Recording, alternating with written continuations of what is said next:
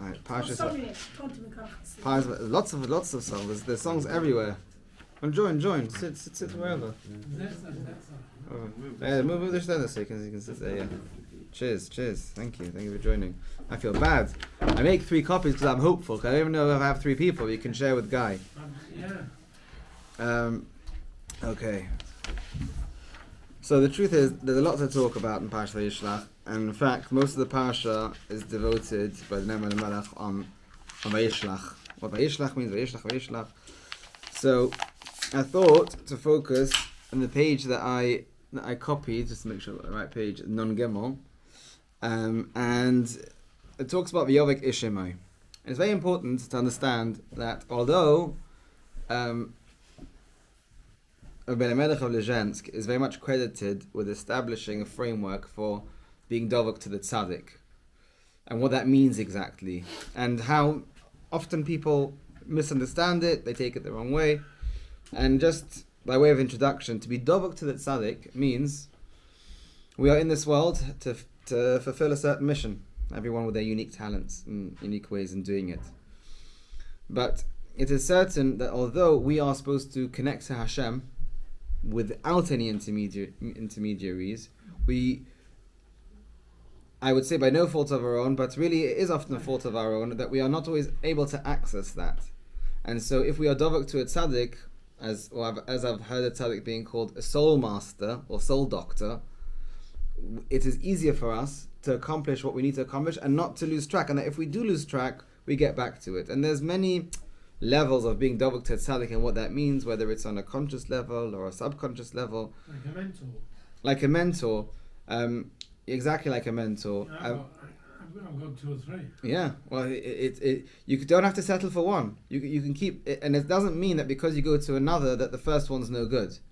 It's not like in Chosh and Mishpat or any of the other Arbatorim that if you ask one Rav that you can't ask somebody else, because then you shouldn't go shopping around for the answer you want to hear, right? No, I don't do that. I do it purely for the chizuk. Yes, of course. So I know somebody who I know somebody who does this. Not with Rabbanim. They go to when they have to make a certain decision. They've got a lot of friends. They're quite popular, but they keep asking friends what they should do until they hear what they want to hear. Right? You can't do that. It's not really a way to live, because first of all, if you're going to make up your mind, then go with it. Yeah. Then decide what you want to do. Then don't ask for anyone's opinion. And if you need to ask people's opinion, then ask it with an open mind, because you don't know what to do. But anyway, coming back to this, the idea of being Mekush to tzaddik is, again, you can have many different people that you speak to, but tzaddik really means the person that you are connected to in a way that you trust, and that can guide you properly, and is on a level where this is something that I can learn from. There is no specific criteria where you'll meet a Rav or a Rebbe or whoever it might be, or let's call it in today's modern terms an influencer, for Latoiv, and you'll have a checklist and you'll say, this is the side this I can go to. The idea of it is that you have somebody and that you focus on that. Now, of course, like I said, you don't have to be focused on one, but you shouldn't spend your lifetime keep on looking for tzaddikim, because you'll kind of lose the connection to the ones that you've... It's a relationship that you have to keep up. I get brachas I ask for brachas from the Lubavitcher Rebbe from the Keva. Yeah. Do you think, I do this all the time, I've got to be honest about with it, yeah? Beep, controversial topic coming up, but it's okay, we'll discuss it. Can they, have they got the power? How does it work? Yeah, if somebody goes to the Keva of the Rebbe and puts a note in or asks for a bracha. So I don't know how the dynamics work. Can it work? I don't know how the dynamics works, but I do know this. Rahman al-Libabai, Hashem wants your heart. So if the only way that you can actually open up and be sincere is if you're by the cave of a tzaddik, then you are makosher to Hashem, and it came through you going to the tzaddik. It's not so much if many people go to kivrei tzaddikim and they did not answered because it hasn't particularly had enough. effect on it. It all depends on your sincerity. I personally believe that somebody goes to Kibbutz Tzadikim and is not sincere, it's not going to help them. I can't speak. I haven't conducted a poll, but it's difficult for me to believe, and in fact, many of the I think Rishonim and Achronim caution against it, to believe that it's only because of the koyach of the tzaddik that's here before me that Hashem is answering me, because that's completely antithetical to what we believe, and it's a belief that the Christians decided to introduce into religion, but we don't believe that. No. We all have a personal connection to Hashem all the time, every single second. But there's no harm in asking for it.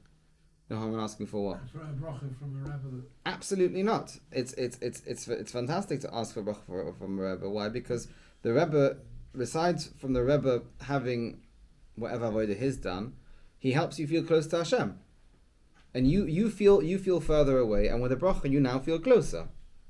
And it's not, again, it requires a lot of awareness. It's a sugi in itself, and I digress. I just want to use it as an introduction to what we're going to discuss.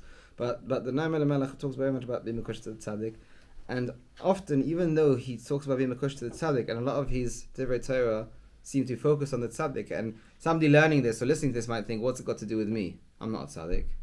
This is a manual for the tzaddik. Give it to the tzaddik. Why has it been printed for mass production for the whole civil? And the answer is that, whilst yes, there is a certain element of it that is applicable to the tzaddik, Amech kolon tzaddikim, we all want to do the right thing. So what he's saying is if you're somebody who's aspiring to do the right thing, this is how you should live. This is what you should do, and every single word you can learn something from. So we're going to start with the Oyema v'yovek ish imay. So this is talking about where Yaakov Avinu goes back to he goes to get Pachim Ketanim, and he finds there the Malach of Esav, who is fighting with him. According to some, it is a nevuah, a machzeh, and it wasn't happening in the physical world. According to others, it even was happening in the physical world. And the concept of Yovek Ish Imay was very real, that there was dust going up because of the struggle. This malach was the accusing angel against Yaakov and against Klal Yisrael in the future generations, who wants to fight with Yaakov.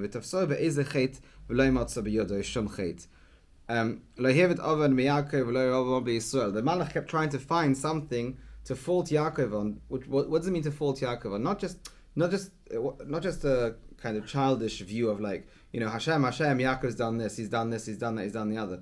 It's actually more Yaakov focused, to drag Yaakov down with sadness and heaviness that he has a chet in his hands. Because Yaakov had worked so hard. Yaakov's already, in his mind, he's like, I'm on zero balance. I don't deserve any chasadim. And now if a malach would come and tell him, not only you're on zero, you're a negative, it would have a devastating effect. And let's not forget that that's what Yetzer Hara always does. He wants to kind of highlight our chatam, highlight our negative traits, to bring us down. It's not so much, I heard it once said, I can't remember in the name of who, but it's not so much, although the chait in itself and the avera, it does damage, it's not so much about what you've done, it's about what follows after. So if what follows after the chet is you sitting there and go, I shouldn't have done that, and then you spend the next several days in a spiraling depression or whatever's going on afterwards, then you're going to come to this and that, because that's how the Yetzer Hara works. That's his MO. But it's up to you. What am I going to do? I've done something that's not correct, and you take a moment to reflect and do tshuva. So what was happening here? So very often we may not be guilty of a sin, but we may be guilty of avak, of a sin, which means the dust of it, which means like little things which resemble and kind of in the category of a chet, but not an expressive chet, like they say avak lashon hara, which isn't mamish lashon hara, but it's close, it's not far off. Yaakov Avinu alav shalom asad tshuva tekef.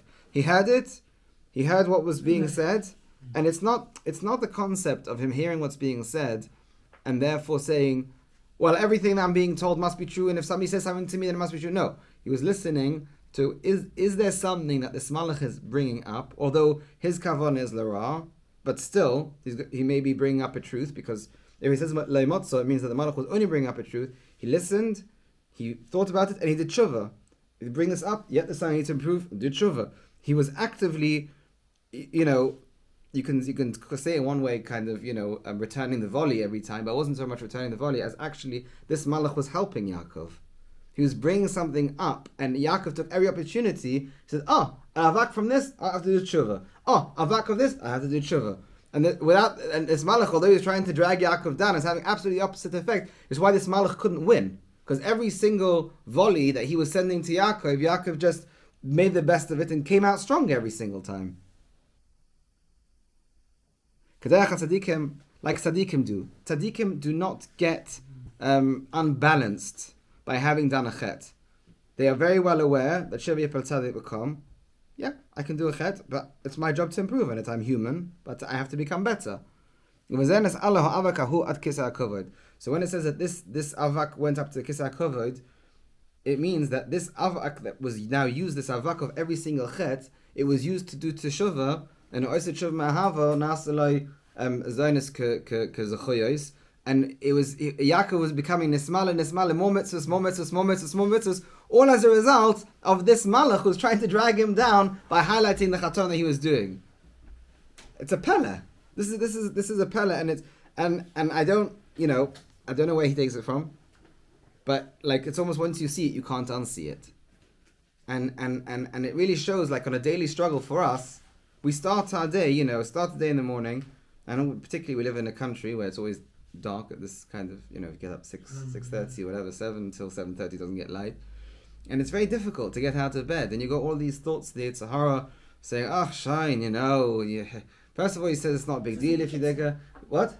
As in the Kitzur. Yeah, exactly. It tells you this, it tells you the other, and the Esav is always trying to get you to stop being active, to drag you down. So he's either saying stay as you are, or he's saying don't bother. What's the point? And Yaakov Avinu was saying another opportunity, and this war here is the war that we are now fighting in the final days before Mashiach comes. This effort of constantly being dragged down and pulled aside and pulled this way and pulled that way, that when you're driving your car, it's amazing, I think, that they allow like billboards, because like why shouldn't that be worse than drunk driving, because it's diverting your attention. Like, and that's this.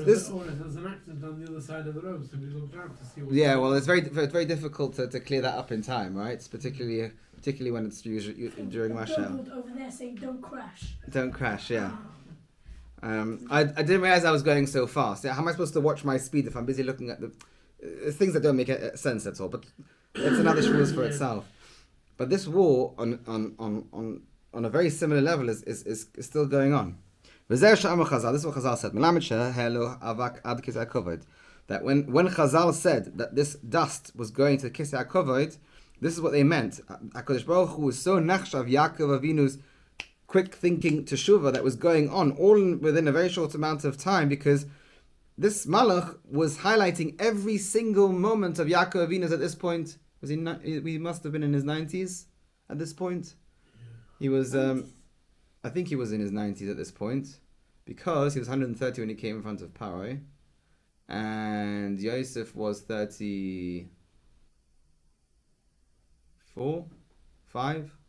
Yosef was in his mid-30s, and he left Lavan after Yosef was born, because he had achieved what he wanted to achieve, and he only felt safe going back, because once Yosef was born, then as the pasuk says, Beis Yosef le.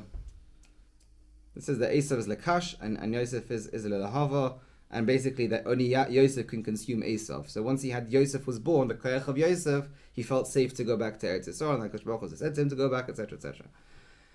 But in any event, he must have been in his 90s, and this malach went through every single moment in Yaakov's life to try and grab an opportunity to say, but when you were 5 years old, you had a vak of this, and when you were 7 years old, you had, and going through and this is only small details, but over 90 something years, and somehow Yaakov Avinu, in the middle of the night, I'm barely awake in the night, but Yaakov Avinu is in his 90s, the middle of the night is constantly thinking quick, and it's not getting him down, and he's fighting every opportunity. You can imagine what's going on in the Shamayim, that ability, this superhuman ability, you would call it, to be able to think so fast, not to let it drag you down, and to do tshuva and to use every opportunity that this malach is using against you, to use it to l'tova, is unparalleled. Hashem gives us yitzhar not to drag us down, but to use it to... Correct. And Yaakov Avinu was very much succeeding up until the point that the malach played foul, as they say, and he hit him in the Gid Anosha, which itself is an indication of what's going on today. But that's another story. Make a bracha.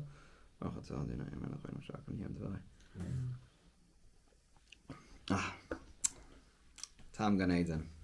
Not many people say about coffee, but if you appreciate the coffee, it's great. And this is how it always is. That the Baal Dova, which is a synonym for the Yetzer Hara, is always looking to try and drag a tzaddik down, because wherever there's the most opportunity for kedusha, there too there's the most resistance for the malach to drag him down. So this tzaddik, this 24/7, this teshuvah machine has to be going on in his head, because otherwise his avodah is going to suffer, because he gets dragged down. The moment you start getting dragged down, the moment that you don't have your simcha to be propelled forwards in life, the moment that sadness and depression, or as it's called atzvos, kicks in, you at first it brings you to a standstill, and life is like a downwards escalator. If you're not going up, you're going down. And the tzaddik is constantly working, constantly. The yid that's looking to do good, whether it's the gadol of the dar, or the yid that's just looking to, he's a mevakesh Hashem. What does it mean? Okay, so we understood how the Noam Elimelech translates the words to explain the fight that was going on, and how it's applicable to each and every one of us, and more particularly to the tzaddik, but to every single yid. But what does it mean, Adalei Sashacha? So what's this time frame given here? What does Adalei Sashacha mean in the context? This is how it always is. Sheme'avak hayetzer hara, by the dust of the Yetzer Hara imo Adam, when they're fighting together, that the Yetzer Hara is trying to pick the avak of all the chatoim. V'aymed alav, and he's standing on top of him, he's standing next to him, breathing down his neck. Sefer Rosh Latzadik and Vakish La'amisa, says the pasuk. What does it mean? Sefer Rosh Latzadik and Vakish La'amisa. So literally translated, a Rosh wants to kill a tzaddik. But in the context of the tzaddik, or the person that wants to do good, and the Yetzer Hara means that the Rosh, the Yetzer Hara, is always looking where he can grab and get the tzaddik down, and how he can kill him inside, and he's going to stop trying. But Hashem lo yazvana biyodai. Hashem will not leave him. Hashem wants him to keep fighting. Adim yirtzeh Hashem alois yisrael lamala, until the time when Mashiach will come, will go up. V'yovago l'seinu mehera. And we will keep fighting and keep fighting. It's what I said before. This is indicative of the final fight as well, but it's a fight that's been going on for thousands of years. And then this Ruach HaTom will go away,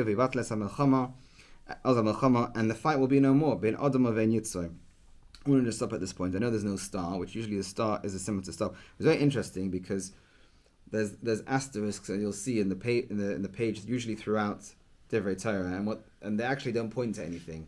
But I've been given to understand they're more like a stop, stop, reflect. And here, he just goes on. There's no stopping. There's just keep on going. Maybe it's indicative of the fight, to keep on going and not to stop. I don't know. But it's important actually here to bring up something. I like to bring this up because I've spoken to a lot of people, a lot of Rabbonim and Dayanim, and it's something which is terms which are mentioned very much kalach hayad, and they're mentioned the whole time. And it's important to get clarity in it, because once you understand the difference, you'll see things very differently, particularly when it comes to reading psukim and to understand what it means, and korbanos and kodshim and tumah and tahara and these kinds of ideas. So it talks about that the ruach tumah will go away. What's this ruach tumah? What is this ruach tumah? What ruach of like shrotzim? I mean, ruach of tumas meis. What's this ruach tumah that's talking about? And I once saw a very it gave me to understand this when I saw Shimshon Raphael Hirsch on the parasha of Machshefa, and it talks about v'netamtem bom, that if you do certain practices you will become blocked, and it talks there about tumah and how a tumah is a blockage. And I asked a lot of people the following question. I said, what's the opposite of kedusha? Tumah. Okay. What's the opposite of tahara? How can they both have the same opposites? doesn't so much make sense, right? If something is Torah, it's Kadosh, maybe. I don't know. So yes and no.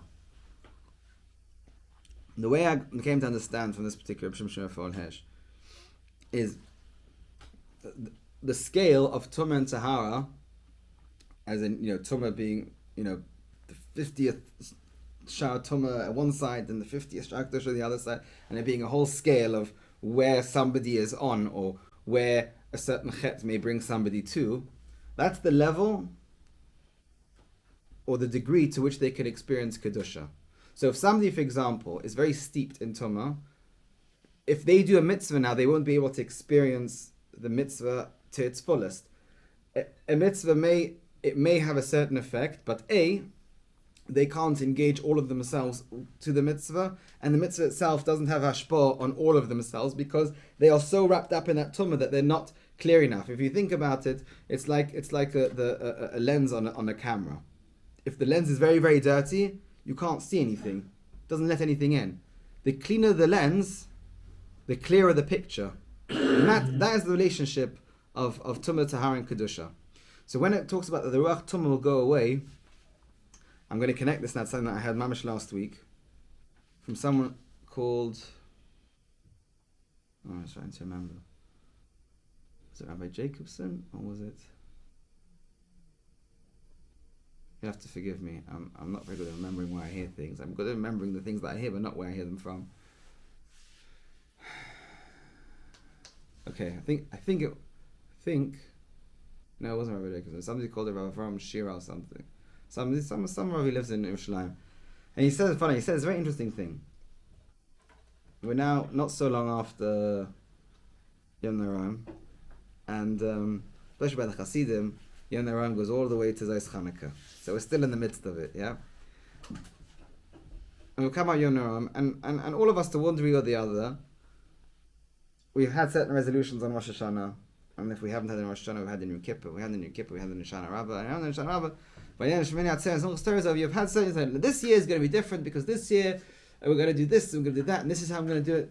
And we find ourselves now just past Rosh Chodesh Kislev, so fair to say about a month and a half after the Yom Noam finished, and it's not so much different.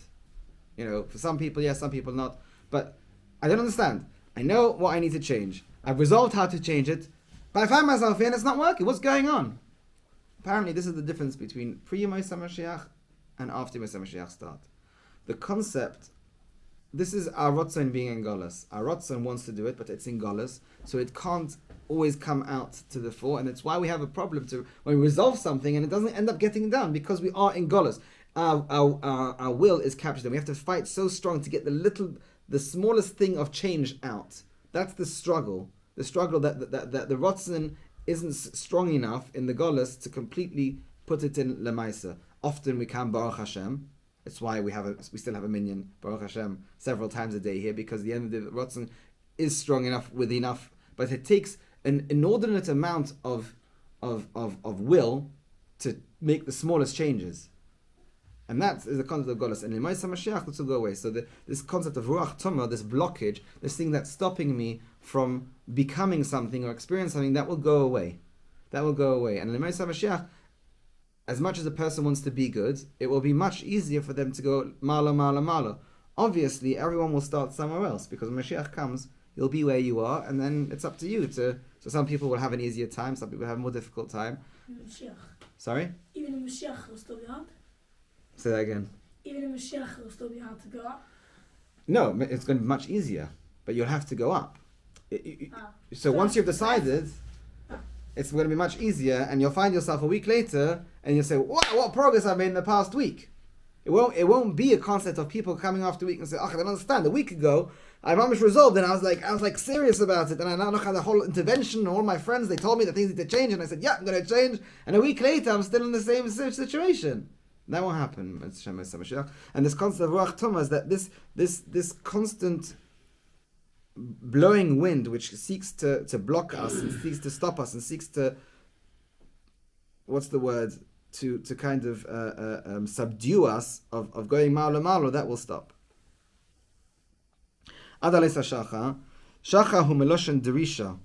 This concept, this word of Shacha, which is morning, really the root is to seek. Sheyidosh Hashem Oisanu, Kodesh Baruch Hu will seek us. Vaya ki lo yuchaloi. He'll see that where are my Yidden? What's going on with him? And see, this Yidden, they're fighting so hard. They're fighting so hard to do the right thing, and it's really difficult for them. Vayiga b'kafirecha and Lias shekosu apsukim on ma she'in mevorchen ala abiyah haloi oso lehonis ma'el mazeh. So HaKadosh Baruch Hu will see what's going on and how difficult it will be. And this Vayiga b'kafirecha is the Gid Anasher, which is next to the Eva Abris, and the idea behind it is that is going to be the Nisayan of the time before Mashiach comes. He goes into the depth of certain mitzvahs you make brachas, but the mitzvah prove where you don't need to make a bracha. Because at the end of the day, as much as it may be mechuvan shemesh mayim, there is always a shemetz of Yetzirah in it.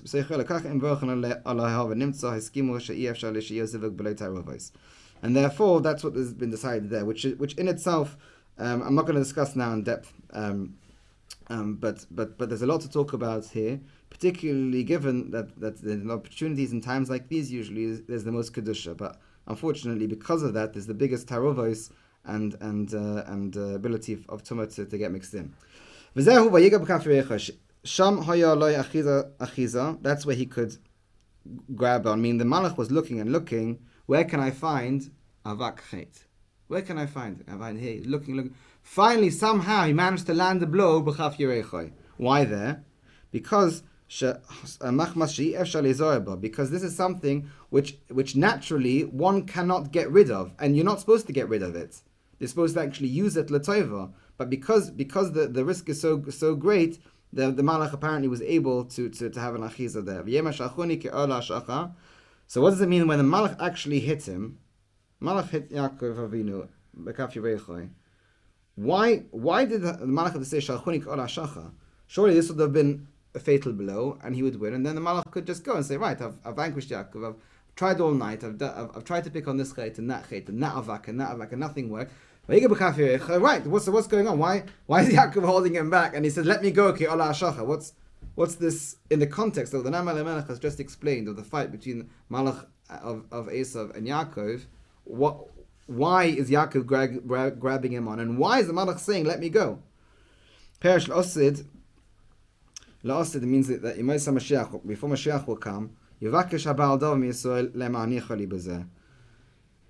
The Yetzirah will be fighting us for generations and generations by one way or the other to lower our defenses, so that we allow the concept of shetufei zima, of the Ummah Olam, to come to us and act accordingly. I'll be fighting, and the Malach will say, I can't win this. So fine, I'll stop fighting. Just let me go. You'll see he's not winning, and he'll want to leave. So why aren't we letting Yetzirah? That's weird. If we're fighting so hard, and the Yetzirah now wants to go, why aren't we letting Yetzirah go? Why are we holding him back? I want him to go. So want him to go, exactly. No, Yaakov Avinu said, I'm not letting you go until you give me a bracha. What does it mean, you give me a bracha?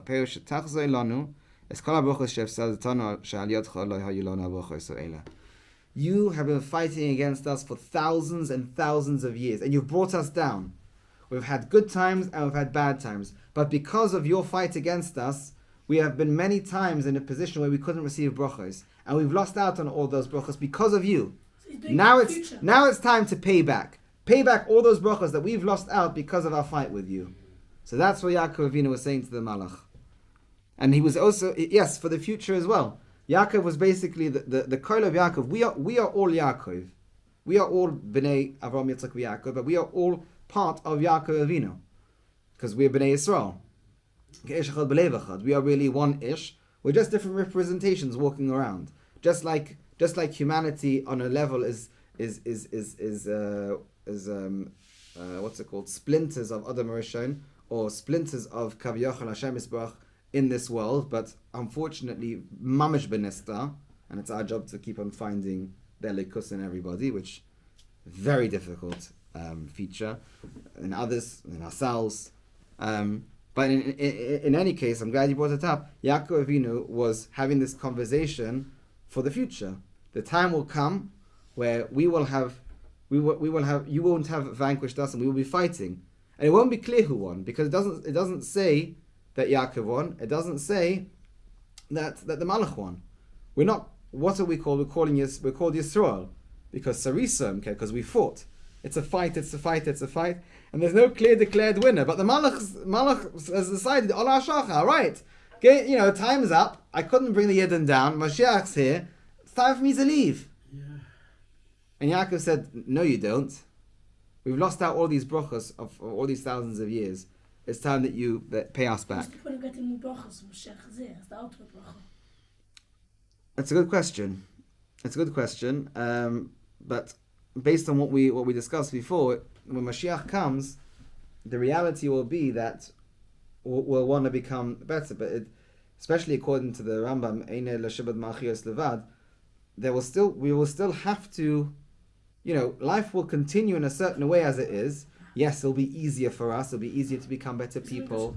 Beis Hamikdash will be here. We'll have to, but perhaps what Yaakov Avinu is asking for is this kind of boost to help us. The Yidden that are suffering for in whatever way, give them the brachos that they can, that they won't have the obstacles to become better. When Mashiach comes, as long as we have worked past the obstacle, our rotzim will be enough. But if we have an obstacle, somebody Nebuch, he has to spend, his entire day. It's Meshuggah, this concept of speaking to somebody a few days ago. This concept of having to work for 6 days so that one day I can rest. And I can't live any of those 6 days. I can maybe push in an hour of davening here and an hour of learning here. But this whole concept of working is ludicrous. And the idea is very simple. That's the battle. The battle is that while you're working, while you're doing all these things, to find their likus, to find the opportunity to grow. But when Mashiach will come, for a lot of people, and there's no reason why it would change, people still have to work. But somehow this thing will gradually change. And maybe the brachos that we need are to be mechazikas, that in the Lemez of Mashiach should maybe even go a little bit faster. Maybe an achishena aspect of Be'itzai, because even if Mashiach will come, we will still not be. There's a whole shia in itself to understand what's Mesa Mashiach, what's Elam Haba, what's all these things. People use Elam Haba about Gan Eden, but it's not Gan Eden, and what really is Gan Eden, where did Shabbos go when people die? Do they go into a waiting room waiting for Mashiach to come? It's a whole story and thing in itself, but that's not the subject here. But I think very possibly that's why he's asked for the brachos. Let's literally the last few words, maybe it'll become clear. Because when we're going to be on the level, when Mashiach comes, we're going to be on the level which you are now, when Mashiach came. Yeah. Without the Yitzhak, we would have been on a way higher level. So we're losing out. Yeah, very good. Maskim, very good. It's good pshat.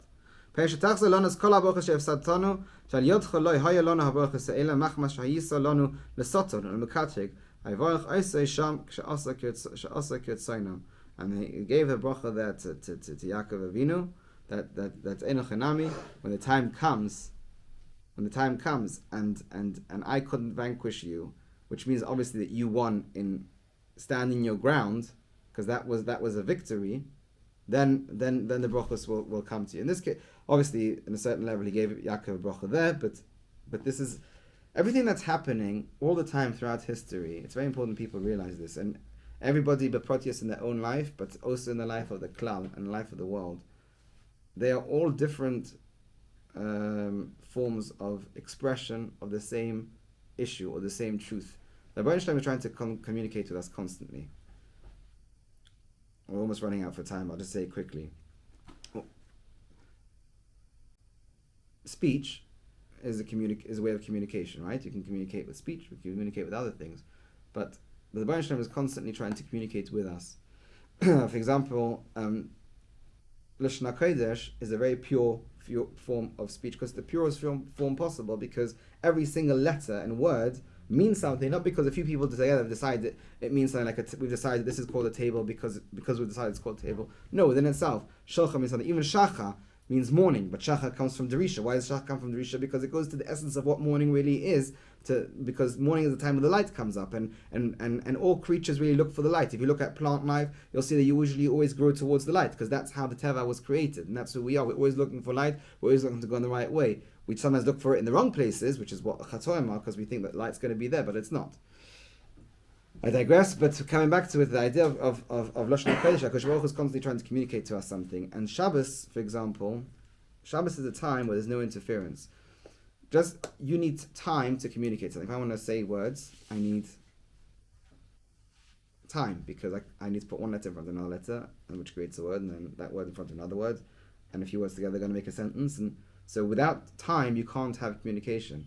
And therefore, in that sense, the 7 days of the week, or the passage of time from beginning of creation to the end, is HaKadosh Baruch Hu constantly communicating with us over every period of time with different nisyonos, but trying to bring out the same thing.